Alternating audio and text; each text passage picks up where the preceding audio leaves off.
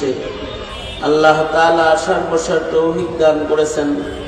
কালিমাতুশ শুকর পড়ি, শুকরিয়া আদায় করি, জবান খুলে মুহাব্বতে বলি আলহামদুলিল্লাহ। মাহফিলের মধ্যমণি শেখ চরমনাই নায়েবে আমিরুল মুজাহিদিন হযরতুল আল্লাম সৈয়দ মুফতি ফয়জুল করিম দামাত বরকাতুহুল আলিয়া খুব তাড়াতাড়ি মজলিসে উপস্থিত হবেন। আমাকে কিছু সময় কিছু কথা বলবার জন্যে আপনাদের সামনে হুকুম করা হয়েছে। বরকতের নিয়তে আয়াত হাদিস আপনাদের সামনে পেশ করেছে। এইগুলোকে সামনে করে খুব সংক্ষেপে কিছু কথা আপনাদের কানে পৌঁছে দেওয়ার ইরাদা। আল্লাহ তাআলা কিছু উপকারী কথা আপনাদের কানে পৌঁছাইবার তৌফিক দান করেন। আপনারা দোয়া করুন, বলুন আমিন। দিন যত যাইতেছে আমরা কিয়ামতের কাছাকাছি হইতেছি আর জমানায়ে নবুয়ত থেকে দূরে সরতেছি। সময় যত গড়াইতেছে জমানা খারাপ হইতেছে, জমিনের মানুষের স্বভাব খারাপ হইতেছে, জমিনে গুনাহগারের সংখ্যা বাড়তেছে, নেককার মানুষ কমতেছে। যত পিছনের দিকে যাব তত নেককার মানুষের সংখ্যা বেশি পাবো, জমানা ভালো পাবো, জমিনের মানুষ ভালো পাবো। জমিনের সবচেয়ে ভালো সময় যেটা কেটেছে, খায়রুল কুরুন যেটাকে বলা হয়, স্বর্ণযুগ, আদর্শ যুগ, সে যুগ হলো যখন জমিনে উপস্থিত ছিলেন এই সভার সভাপতি বিশ্বনবী মুহাম্মদুর রাসূলুল্লাহ সাল্লাল্লাহু আলাইহি ওয়াসাল্লাম,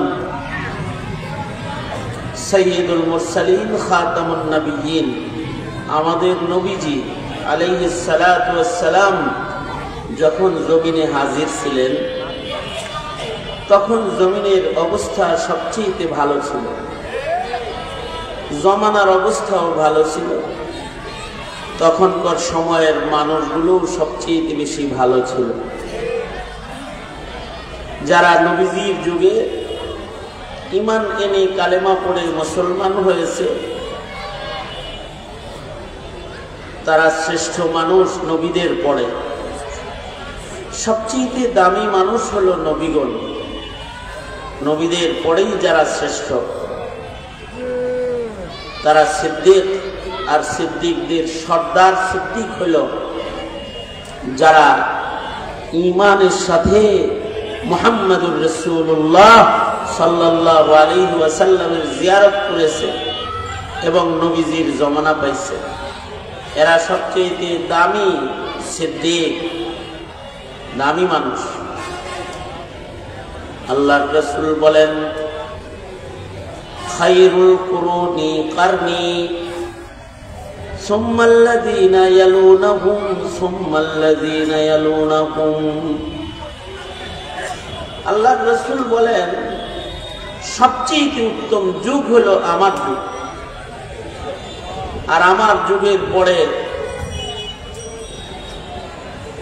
সবচেয়ে ভালো যুগ হলো আমার সাহাবায়ে কেরামের পরের যুগ, অর্থাৎ তাবেঈনদের যুগ। এরপরেই সবচেয়ে ভালো যুগ হলো তাবেঈনদের যুগ। তাবেঈন, সাহাবায়ে কেরাম, তাবেঈন, তাবেঈন, এই তিনটি স্তরে যে জমানাটা অতিক্রম করেছে ওই জমানাটা হলো জমানায়ে সিদ্দিকিন, সিদ্দিকদের জমানা। ওই সময়ে দুষ্ট মানুষ কম ছিল, আর ১৫০০ বছর পরে এখন দুষ্টের সংখ্যা বেড়ে গেছে। এখন সিদ্দিকদের জমানা না, জালেমের জমানা, জুলমের জমানা, চোরের জমানা, ডাকাতদের জমানা এখন। এখন নগ্ন বেহায়া নারীদের দায়ুসদের জমানা চলে এসেছে। এই কারণে কেউ যদি নেককার হয় তাকে গালি দেওয়া হয়, আর বদকারকে বাহবা দেওয়া হয়। জমানাটা ভালো মানুষের জমানা না। এইভাবেই জমানার সামনের দিকে আগাইতে থাকবে, আর এক সময় জমিনের মানুষ এত খারাপ হবে যে একজনও থাকবে না যে জমিনে বসে বলবে আল্লাহ আল্লাহ আল্লাহ আল্লাহ। সেদিন আল্লাহ পাক বলবে এই সভা সজ্জিত রাখার দরকার নাই, ইসরাফিল বাঁশি বাজায় দাও, ধ্বংস করে দাও। দিন যত যাবে সামনে তত দুষ্টের সংখ্যা বাড়বে। 5ই আগস্টের পরে মনে মনে কল্পনা করেছিলেন যে আওয়ামী দুষ্ট শাসন থেকে রেহাই পেয়েছেন, জমানাটা বুঝি ভালো পাইছেন। কিন্তু এখন দেখতেছেন যে যে সরিষা দিয়া ভূত দাঁড়াইছেন, ওই সরিষার ভেতরে বড় বড় ভূত বসা আছে, যা হাসিনার চাইতে খারাপ।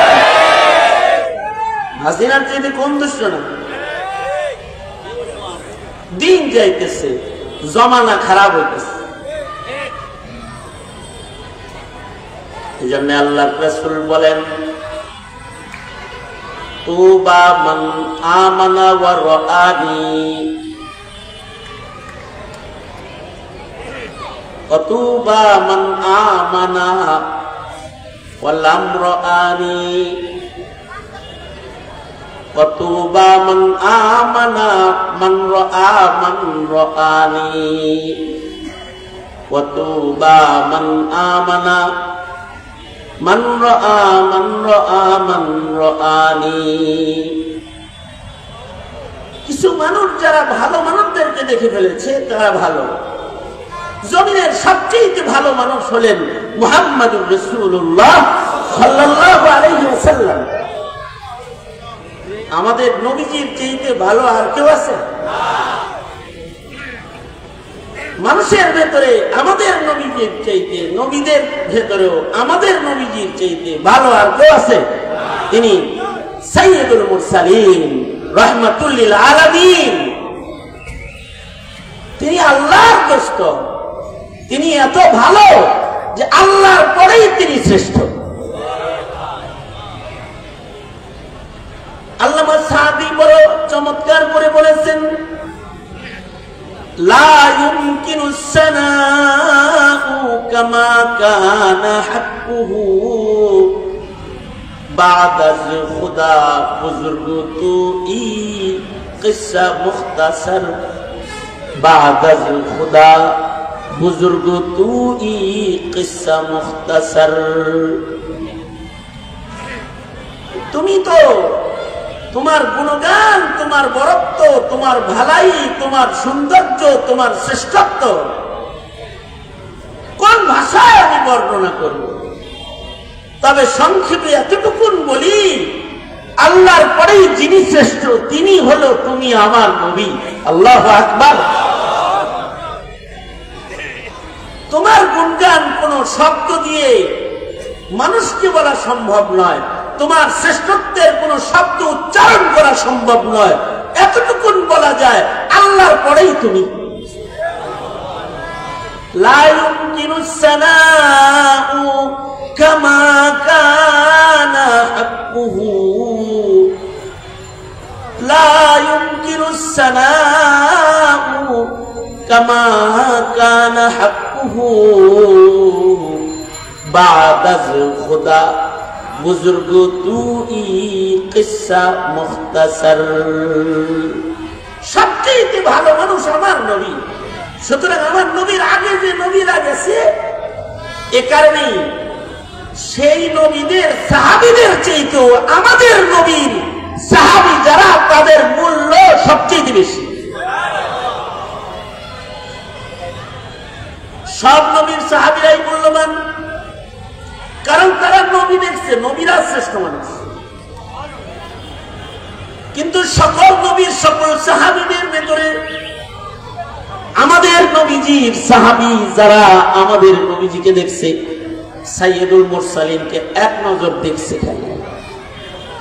তার দাম দুনিয়ার সব পয়গম্বরের সাহাবী তাদের চাইতে অনেক বেশি। নবীদের ভেতরে আমাদের নবী শ্রেষ্ঠ, আর সাহাবীদের ভেতরে আমাদের নবীর সাহাবী যারা তারা শ্রেষ্ঠ, তারা সর্বশ্রেষ্ঠ সাহাবী। তাদের ঈমান সম্পর্কে বহু গুণগান আল্লাহ তাআলা আল্লাহর কোরআনে করেছেন।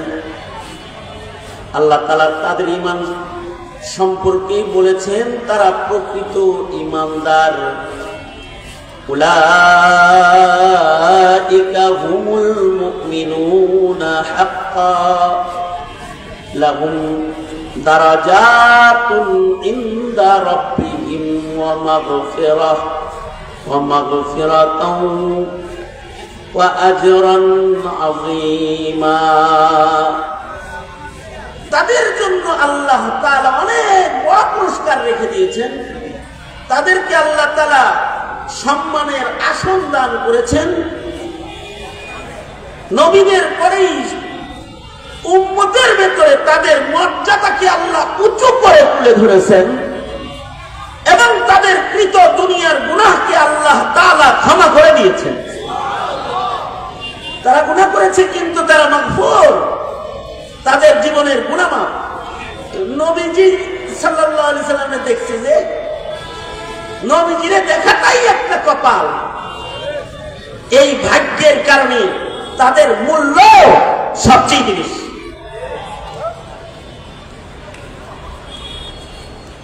নবী আলাইহিস সালাতু ওয়াস সালামের সাহাবীদের মূল্য বেশি বিদায়ী। কিয়ামত পর্যন্ত যত মানুষ দুনিয়াতে আসবে এরা কেউ ডিজিটাল যুগের ডিজিটালদেরকে দেখে দেখে ঈমান গঠন করবে না। আমিনু কামা আমানান নাস, তারা ঈমানের মাপকাঠি। আল্লাহ তাআলা বলেন তোমরা ঈমান আনলে সাহাবীদের মতো ঈমানদার হও, তাদের মতো ঈমানদার হও। তাদের মতো ঈমানদার যদি হতে পারো তাইলে তোমরাও মাগফিরাত পেয়ে যাবে। তাদের মতো ঈমানদার যদি তোমরা হতে পারো তো তোমাদের মর্যাদাও বেড়ে যাবে। এ কারণে সাহাবায়ে কেরামের ঈমানকে কিয়ামত পর্যন্ত আল্লাহ তাআলা নমুনা বানাইছেন। নমুনা ঈমানের জন্য তারা নমুনা। কিয়ামত পর্যন্ত যত মানুষ আসবে তাদের মতো ঈমানদার সকলকে হইতে হবে। কারণ তারা রাসূল দেখার কারণে তাদের ঈমান সবচেয়ে শক্ত, তাদের চোখ সবচেয়ে ভালো। নবীদের পরে যাদের চোখ সবচেয়ে ভালো সাহাবীদের চোখ, নবীদের পরে যাদের কান সবচেয়ে ভালো সাহাবীদের কান, নবীদের পরে সবচেয়ে যাদের নাক ভালো সাহাবীদের নাক, নবীদের পরে যাদের হাত সবচেয়ে ভালো তাদের হাত সাহাবায়ে কেরামের হাত। তাদের নওয়াফিল তাদের ইবাদত এত যে ওই হাদিসের মিসদাক তারা হাত্তা কুনতু সামাহু আল্লাযী ইয়াসমাউ বিহি। আল্লাহ তাদের চোখের কাছাকাছি, আল্লাহ পাক তাদের কানের কাছাকাছি, আল্লাহ পাক তাদের হাতের কাছাকাছি। যে হাতে তারা কাজ করে আল্লাহ তাদের হাত হয়ে যায়, যে চোখে তারা দেখে আল্লাহ তাদের চোখ হয়ে যায়, যে পায়ে তারা চলে আল্লাহ তাদের পায়ের কাছাকাছি। যে তাদেরকে উত্তম মর্যাদায় পৌঁছাইতে আল্লাহ পাক তাদের পাকে শ্রেষ্ঠ পা বানায় দেয়, তাদের মর্যাদা বেশি। এই কারণেই আদনা থেকে আদনা একজন সাহাবীকে একদিকে রাখলে আর সব তাবেঈন ধইরা আরেকদিকে রাখলেও সাহাবীর ওজন দেওয়া সম্ভব হবে না, হবে না। সাহাবীর ওজন হবে না। साहबी तो साहबी हम फख्र से कहते हैं हमारे ही सहाबा, हम फख्र से कहते हैं हमारे ही सहाबा, वल्लाह हमें जान से प्यारे है सहाबा। उस चांद जो रोशन हुआ बतहा के उफ़क़ पर, उस चांद के ताबंद सितारे है सहाबा। उस चांद के ताबंद सितारे है सहाबा। हम फख्र से कहते हैं हमारे है सहाबा। वल्लाह हमें जान से प्यारे है सहाबा। वल्लाह हमें जान से प्यारे है सहाबा। उस चांद जो रोशन हुआ बतहा के उफ़क़ पर, उस चांद के ताबंद सितारे है सहाबा। उस चांद के ताबंद सितारे है सहाबा। আকাশে পূর্ণিমার চাঁদের পাশে তারকাগুলোকে যেমন মানায়, মুহাম্মদুর রাসূলুল্লাহ সাল্লাল্লাহু আলাইহি ওয়াসাল্লামের খাতমে নবুয়তের আলোর চতুর্দিকে সাহাবীদের ঈমান যেরকম জলজলা ঝকঝকা চকচকা বানায়, তাদের সবার ঈমান এত রৌশন। আদনা থেকে আদনা একজন সাহাবী, অনেক দাম। এই কারণে আল্লাহর রাসূল বলেন, আল্লাহ আল্লাহ ফি আসহাবি, সাবধান আমার সাহাবীদের পিছনে পড়ো না, সাহাবীদের সমালোচনা করো না, তাদেরকে আমার পরে তোমরা ধর্মাকর করো না। কারণ আমার সাহাবীরা তারকার মতন। নবীজি বলেন, আমার সাহাবীরা খালি তারকার মতন না, আমার পরে কেউ নবী হইলে ওই সাহাবীর মতন যে নবী হইতে। নবীজি স্পষ্ট করে বলে গেছেন, যে যার সোহবতে যায় সে তার মতন হয়ে যায়। কুতুবের সোহবতে কুতুব হয়ে যায়, ওলির সোহবতে ওলি হয়ে যায়, সাহাবীর সোহবতে সিদ্দিক হয়ে যায়, নবীর সোহবতে সিদ্দিক হয়ে যায়। চোরের কাছে থাকলে চোর হয়ে যায়, আর নাস্তিকদের বেষ্টনীর ভেতরে থাকলে মুমিনটাও নাস্তিক হয়ে যায়। যেমন হাসিনা নাস্তিক বেষ্টিত থেকে নাস্তিক হয়ে গেছে। চোরের বেষ্টনীতে থাকলে চোর হয়ে যায়, ডাকাতের সান্নিধ্যে ডাকাত হয়ে যায়। পশ্চিমাদের কাছে জীবনযাপন করলে স্বভাব চরিত্র পশ্চিমার মতো হয়ে যায়, মুসলমানের নাম পূজার যোগ্যতা থাকে না। যেমন ডক্টর ইউনূস নাম পূজে না, পশ্চিমাদের সাথে চলতে চলতে এখনো পর্যন্ত নারী কমিশনকে আইনের আওতায় আনতে পারল। যে যার সাথে চলে তার মতন হয়ে যায়। এ কারণে নবীর সান্নিধ্য যারা পেয়েছে তারা যুগে যুগের নবী হয়েছে। যেমন হযরত মরিয়মের বাবা হযরত ইমরান আলাইহিস সালাতু ওয়াস সালাম, হযরত ইমরানের কোনো ছেলে নাই। এমনি আল্লাহ পাকের নিজাম হলো নবীর ঘরে নবী, নবীর ঘরে নবী, নবীর ছেলে নবী। এমনই পাওয়া যায় বাবা আদমের ছেলে নবী, আবার শীষ আলাইহিস সালামের ছেলে নবী, দাউদ আলাইহিস সালামের ছেলে নবী, ইব্রাহিম আলাইহিস সালামের ছেলে নবী, ইয়াকুব আলাইহিস সালামের ছেলে নবী, বাপ নবী ছেলে নবী, বাপ নবী ছেলে নবী। আল্লাহ পাকের নিজাম, কারণ নবীর ঔরসে নবী হয়, নবী দিয়েছেন। কখনো কখনো নবীর সোহবতেও নবী দিয়েছেন। যেমন হযরত ইমরান আলাইহিস সালাতু ওয়াস সালামের ছেলে ছিল না, কিন্তু জমানাটা হলো নবীদের জমানা। এক নবী যাওয়ার সাথে সাথে আর এক নবী আয়া পড়ত, এক নবী যাইতো আর এক নবীর আগমন করত। ইমরান আলাইহিস সালাতু ওয়াস সালাম তিনি ইন্তেকাল করলেন। পেটে তখন বাচ্চা, মায় মনে করছে পেটের কেমন নবী আইতাছে, এজন্য কয় আল্লাহ আমার পেটের সন্তান কিন্তু তোমার লেগে মান্নত মানছে, ইন্নী নাযারতু লাকা মা ফি বাতনি, ও আল্লাহ আমার পেটে যেটা আছে এটা তোমার লেগে আমি মানছি। কিন্তু পেটের থেকে হয়েছে বলো মেয়ে। প্রসব হওয়ার পরে আল্লাহ কি হইলো, অপেক্ষা করতেছিলাম যে নবীর ঘরে নবী এদিক দুই বেটি মানুষ পাঠাই দিচ্ছে। আল্লাহ তাআলা বলে বেটি পাঠাইলে কি হইব, কিছু মহিলা আছে ছেলের চেয়ে ভালো, তোমার একটা ভালো মেয়ে দিচ্ছে। ভালো কেমনে, ভালো কেমনে, ভালোর একটা জায়গা হলো একদিকে উনার পেটে হইছে নবী, আর একদিকে উনি শ্রেষ্ঠ নবীর বিবি হবেন, জান্নাতে শ্রেষ্ঠ নবীর সাথে থাকবেন। আল্লাহু আকবার করে বলেন। একদিকে পেট থেকে ঈসা নবীর জন্ম হয়েছে বাদশারা, আল্লাহর কুদরত, আবার জান্নাতে থাকবেন আমাদের নবীর লগে। আমাদের নবী আলাইহিস সালাতু ওয়াস সালামের দুইজন বিবি আছে যারা পূর্বের ঈমানদার, কিন্তু তাদের ঈমান ভালো হওয়ার কারণে তারাও আমাদের নবীর ঘরে থাকার উপযুক্ত।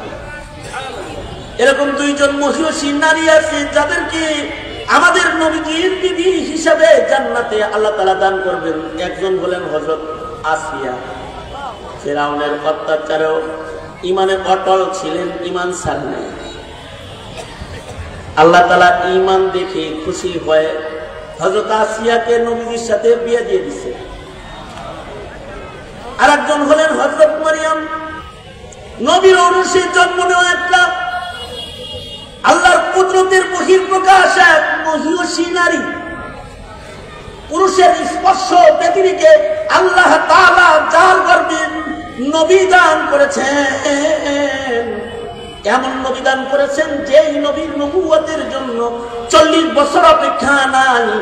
জন্মের সাথে সাথে কয় ইন্নী আবদুল্লাহ আতানিয়াল কিতাবা ওয়া জাআলানি নবিয়্যা। এই রকমের নবীর মা তিনি। আর একদিকে হলো তার আল্লাহর কাছে মাহবুবিয়ত হলো, আল্লাহর পরেই যার দাম, তার জান্নাতে তার বিবি হিসাবে আল্লাহ তাকে আখিরাতের মর্যাদার আসন দিয়ে দিবেন। যাও আমার হাবিবের লাগে থাকো। এ কারণে সরওয়ারে দু আলম হযরত খাদিজাতুল কুবরা ইন্তেকালের সময় যখন পেরেশান ছিলেন, আমরা তো মরণে পেরেশান না, মরণকে আমরা ভয় পাই না, আমরা কবর কি হবে এ টেনশন করি না। কবরের টেনশন যদি কেউ করে তাহলে সে গুনাহ করতে পারবে না। কবরের টেনশন যদি কেউ করে সে নামাজ ছাড়তে পারবে না। কবরের টেনশন যদি কেউ করে তাহলে সে বেপরদা চলতে পারবে না। কবরের টেনশন করলে পরে হারাম খাইতে পারবে না। কবরের টেনশন, কবর যদি কেউ চিন্তা করে তাহলে ক্ষমতার জন্য মানুষ হত্যা করতে পারবে না। কবরের চিন্তা যদি কেউ করে আল্লাহর হুকুমের খেলাফ এক জাররা কাম করতে পারবে না, এক জাররা করতে পারবে না। কবরের চিন্তা যদি কেউ করে শরীয়তের খেলাফ এক মুহূর্ত সে চলতে পারবে না। খাদিজাতুল কুবরা তো কবরের চিন্তা। খাদিজাতুল কুবরা বলে সরওয়ার গো নিজের হাতে কবরে নামায়েন, আপনার জামা কাফন বানায় দিয়ে দিন। কবরে গেলে প্রশ্নের উত্তর কেমনে দিব?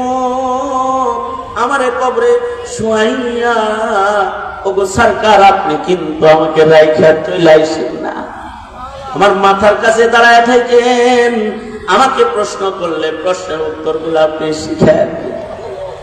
আল্লাহর রাসূল খাদিজাতুল কুবরার পেরেশানি দেখে আল্লাহর নবী সান্ত্বনা দিয়ে বলে, খাদিজা চিন্তা করবেন না, আপনি পরলোকে কবরে যাওয়ার সাথে সাথে আমার দুইজন বিবি আপনাকে ইস্তেকবাল করবে, জান্নাতি ইস্তেকবাল।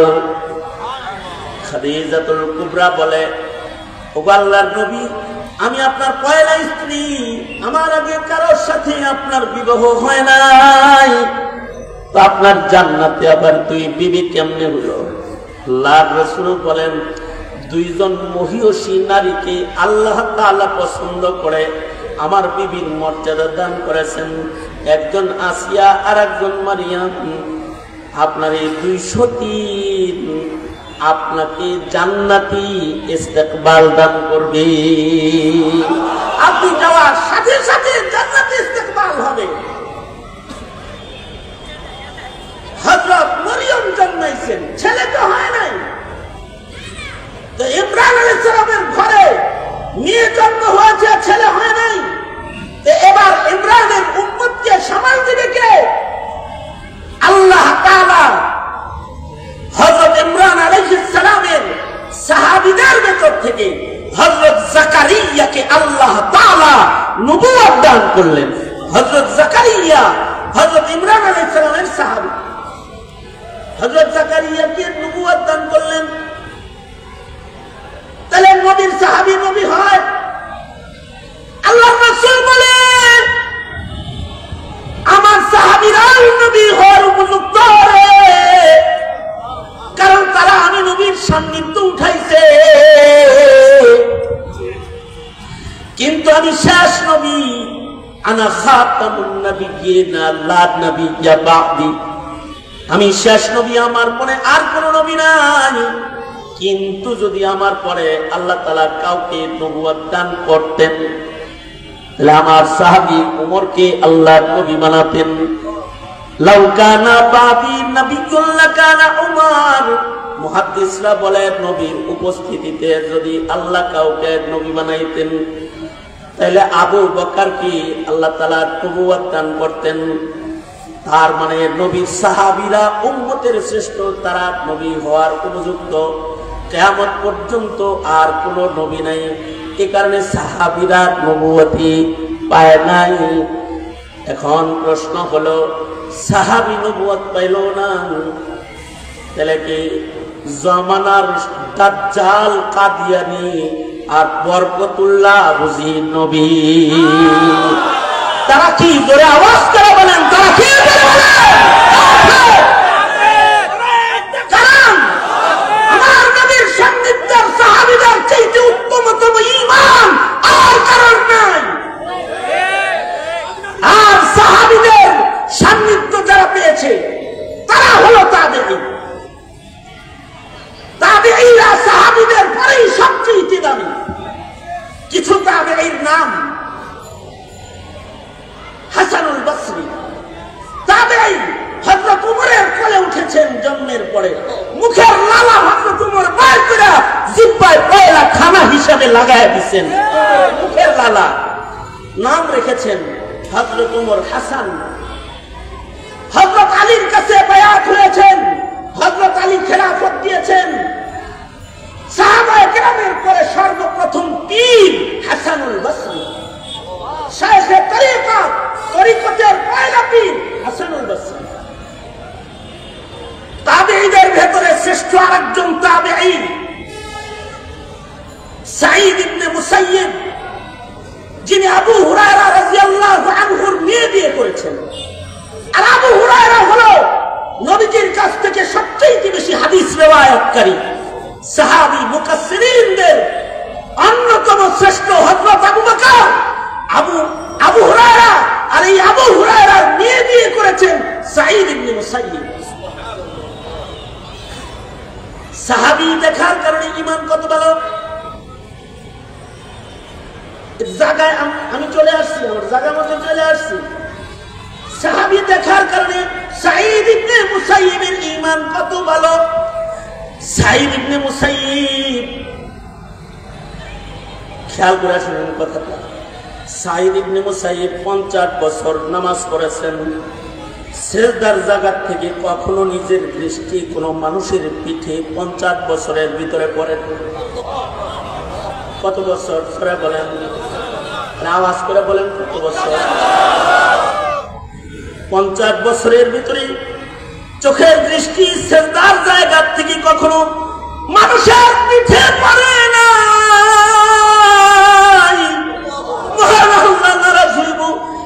আল্লাহকে দেখার জন্য সিজদার জায়গায় তাকায় রয়েছে 50 বছর।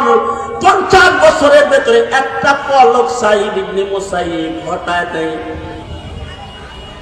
40 বছরের ভেতরে নামাজের তাকবীরে উলা ছাড়ে নাই। শুধু তাকবীরে উলা নয়, 40 বছর পর্যন্ত সাঈদ ইবনে মুসাইয়িব বলে 40 বছর মানুষের ভিড়ে আজান শুনি নাই। 40 বছর আমি আজান শুনেছি আল্লাহর ঘরের ভিতরে বৈশা। আল্লাহু আকবার বলেন। তার মানে 40 বছর লাগাতার সাঈদ ইবনে মুসাইয়িব মসজিদে আজানের পূর্বে প্রবেশ করেছেন। ওনাকে জিজ্ঞেস করা হয়েছে, আজানের আগে মসজিদে আসেন কেন? সাঈদ ইবনে মুসাইয়িব বলে, আজানের আগে জন্য মসজিদে এসে বসে থাকি, ময়দানে মাহশরে মহান আল্লাহ যদি বলে হাইয়া আলাস সালাহ বলে নামাজে পড়ে ডাকা না লাগলো কেরে? এই মামলার আসামি হয়ে আল্লাহর আদালতে আমার দাঁড়ানোর সাহস নেই। 40 বছর এমনকি মদিনাতুল মুনাওয়ারাতে ইয়াজিদি বাহিনী ক্ষমতার জন্য যখন হামলা করল, ক্ষমতার ইস্যু যারা হয় তারা সাহাবীদের উপর অত্যাচার করেছে। এই কারণেই হাসিনা ক্ষমতার ইস্যু আলেমের উপর অত্যাচার করতে পেরেছে। এই কারণে মাশায়েখের মাথায় আঘাত করতে পেরেছে, শাইখে চরমনাইকে আঘাত করতে পেরেছে, এদেশের শাইখুল হাদিস বর্মার জেলখানায় তালাবদ্ধ করতে পেরেছে। ইয়াজিদি বাহিনী মদিনায় আক্রমণ করেছে, মসজিদের আজান বন্ধ করেছে। সেই সিদ্দিকীনের যুগে 3 দিন মসজিদে নববীতে আজান হয় নাই। কয়দিন? 3 দিন মসজিদে নববীতে আজান হয় নাই। সাঈদ ইবনে মুসাইয়িব বলে, কেউ মসজিদে তখন ছিল না, আমি ছিলাম। আমাকে ধরতে আসলে আমি পাগলের অভিনয় করতাম, ওরা চলে যেত। আমি মসজিদে এজন্য থাকতাম যে নামাজের ওয়াক্তে যদি নবীর মসজিদে কেউ সিজদা না দেয় আল্লাহর আদালতে জবাবটা দিব কি? এ কারণে আমি 3 দিন মসজিদে থাকতাম, আর আমি একা একা মসজিদের সিজদার হক আদায় করতাম। এর চেয়ে আশ্চর্য কথা হলো, এর চেয়ে আজব কথা হলো, আশ্চর্যজনক বিষয় হলো 3 দিন মসজিদে নবীর মিনারায় আজান নাই। সাঈদ ইবনে মুসাইয়িব বলে, যখনই নামাজের অব্যাহত তখন আমার কানে একটা আজানের আওয়াজ আইতো। আমি আমার কানটা দেখলাম মসজিদের মিনারায় আজান নাই, কিন্তু সাইয়্যিদুল মুরসালিনের কণ্ঠ পাওয়া যায়। তার মানে আমার রাসূল কবর থেকে আজান দিতেছে। মসজিদের আজান বন্ধ, কিন্তু নবীজি কবরে আজান দেয়। সাঈদ ইবনে মুসাইয়িব মসজিদের ভেতরে নবীর আজান শুনতে পায়। এরে বলা হয় তাবেঈ। সাহাবী দেখার কারণে তাবেঈ হয়েছে, হাফিজি দেখার কারণে শাইখে চরমনাই হয়েছে, মরহুম আল্লাহর কুতুবকে দেখার কারণে শাইখে চরমনাই হয়েছে। কিয়ামত পর্যন্ত এরকম আকাবির দেখে দেখে, ভালো মানুষের চেহারা দেখে দেখে তোমাকে ভালো মানুষ হইতে হবে।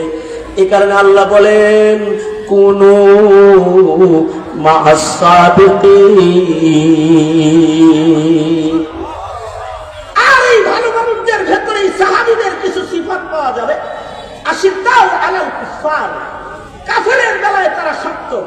এই কারণে ফয়জুল করিম মামুনুল হক, এদেশের উলামা হযরত বাবুনগরী আহমদ শফি, শেখুল হাদিস আমিনী ও ফজলুল করিম পর্যন্ত কেউ বাতিলের সাথে এক যারা আপোষ করে নাই। কারণ আশিদ্দাউ আলাল কুফার, আশিদ্দাউ আলাল কুফার আর রহমান বাইনাহুম। আর ইবাদত কি? তারাহুম রুকআন সুজদান ইয়াবতাগুনা ফাদলান মিনাল্লাহ। তারাহুম রুকআন সুজদান ইয়াবতাগুনা ফাদলান মিনাল্লাহি ওয়া রিদওয়ানা। তাদের ইবাদতে তারা আল্লাহর নৈকট্য খুঁজে। কেউ আছে ইন্ডিয়ার নৈকট্য খুঁজে, কেউ আছে আমেরিকার নৈকট্য তালাশ করে, নিউ ইয়র্কের নৈকট্য তালাশ করে, কেউ আছে চীনের নৈকট্য তালাশ করে, কেউ আছে রাশিয়ার নৈকট্য তালাশ করে, কিন্তু জমিনে এমন কিছু মানুষ আছে যারা আল্লাহর নৈকট্য তালাশ করে। জমিনে কেউ যদি আল্লাহর দ্বীনের উপর আঘাত করে তো তারা বুকটান করে যারা পাইতে ধরে, গায়ে রক্ত থাকতে তারা দিন মিটতে দিবে না, কারণ তারা আল্লাহর নৈকট্য অর্জন করতে চায়। রাতের বেলায় তারা নামাজ পড়ে, দিনের বেলায় তারা রোজা রাখে, কদম কদম নবীর সুন্নত তারা চলে। এত নামাজ পড়ে ফি উজুহিহিম মিন আসারিস সুজুদ। এগুলো হলো আল্লাহ পাকের পছন্দের গুণ। আর এই গুণগুলো ততক্ষণ পর্যন্ত আসে না যতক্ষণ পর্যন্ত গুণীর সান্নিধ্য গ্রহণ না করা হয়। চোরদের কাছে ঘুরিলেও চোর হয়ে যাবা, শাহবাগীদের পিছে পিছে ঘুরিলেও শাহবাগী হয়ে যাবা, নাস্তিক ব্লগারদের পিছে পিছে ঘুরিলেও শাহবাগী নাস্তিক মুর্তাদের খাতায় নাম চলে যাবে, আর উম্মতের মাশায়েখদের পিছে ঘুরিলেও অলি হয়ে কবরে চলে যাবে। এই বুঝ নিজের যেমন হাসিল করা দরকার, উম্মতকেও এই বুঝ দান করা দরকার। সুতরাং মুহতারাম হাজিরিন, এই মাসআলা বুঝে আলেম উলামা পীর মাশায়েখের সঙ্গে জীবন দিতে রাজি আছেন তো ইনশাআল্লাহ?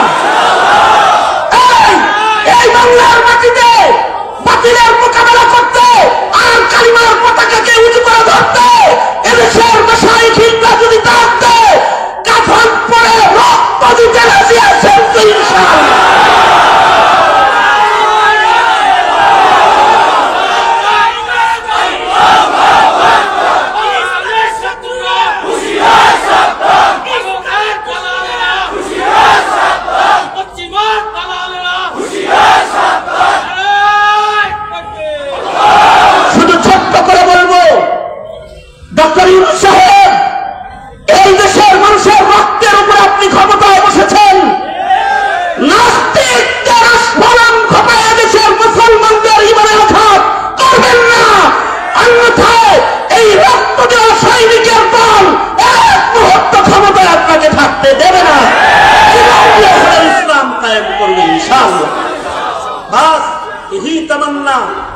আসুন সকলে মিলে দেশ করি, স্বাধীনতা রক্ষা করি, ইসলাম রক্ষা করি, দ্বীন রক্ষা করি, ঐক্যের মিনারকে আরো দৃঢ় করি, মজবুত করি ইনশাআল্লাহ। আল্লাহ তৌফিক দান করুন, আমিন। ওয়া আখিরু দাওয়ানা আলহামদুলিল্লাহি রাব্বিল আলামিন। আসসালামু আলাইকুম ওয়া রাহমাতুল্লাহি ওয়া বারাকাতুহু। আলাউদ্দিন আইএমসি মিডিয়া সাবস্ক্রাইব করুন, কোরআন ও আহাদিসের আলোচনা শুনুন।